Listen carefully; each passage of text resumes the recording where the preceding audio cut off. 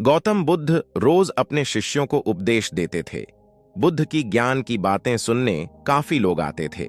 एक व्यक्ति गौतम बुद्ध का प्रवचन सुनने रोज नियम से आता था और उनकी सारी बातें सुनता था। बुद्ध अपने प्रवचनों में क्रोध, अहंकार, लोभ, शत्रुता छोड़ने की बात कहते थे। बुद्ध के प्रवचनों का सार यही था कि इन बुरी बातों को छोड़े बिना जीवन में शांति नहीं मिल सकती है। एक दिन उस व्यक्ति ने गौतम बुद्ध से कहा कि तथागत, मैं रोज नियम से आपके प्रवचन सुन रहा हूं, लेकिन मुझे कोई लाभ नहीं मिल रहा है।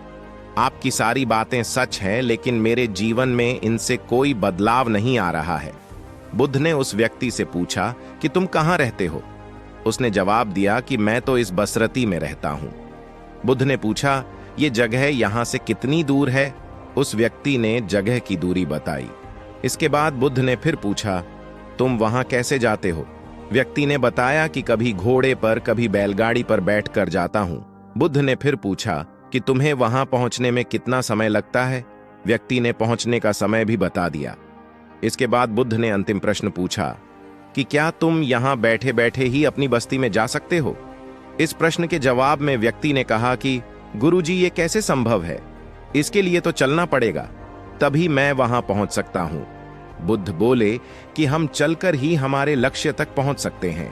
ठीक इसी तरह जब तक हम अच्छी बातों का पालन नहीं करेंगे, उन पर चलेंगे नहीं, तब तक हम पर प्रवचनों का कोई असर नहीं होगा। सिर्फ अच्छी बातें सुनने से हमारा जीवन नहीं बदलता है। हमें प्रवचन को समझना होगा और उन्हें अपने जीवन में अपनाना होगा। व्यक्ति को बुद्ध की बातें समझ आ गईं और उस दिन के बाद उसने भी बुद्ध के बताए मार्ग पर चलना शुरू कर दिया। बुद्ध के प्रवचनों से व्यक्ति की सोच बदल गई और उसका मन शांत हो गया। अगर मन शांत करना चाहते हैं तो हमें क्रोध, लोभ, मोह, अहंकार को तुरंत छोड़ देना चाहिए।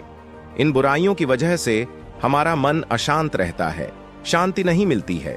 इस तरह से परेशानी हमारे पीछे पीछे चलती रहती है। इसका वजह एक ही होता है, एक लक्ष्य पर चलकर हमें अपने जीवन को सफल बनाना चाहिए।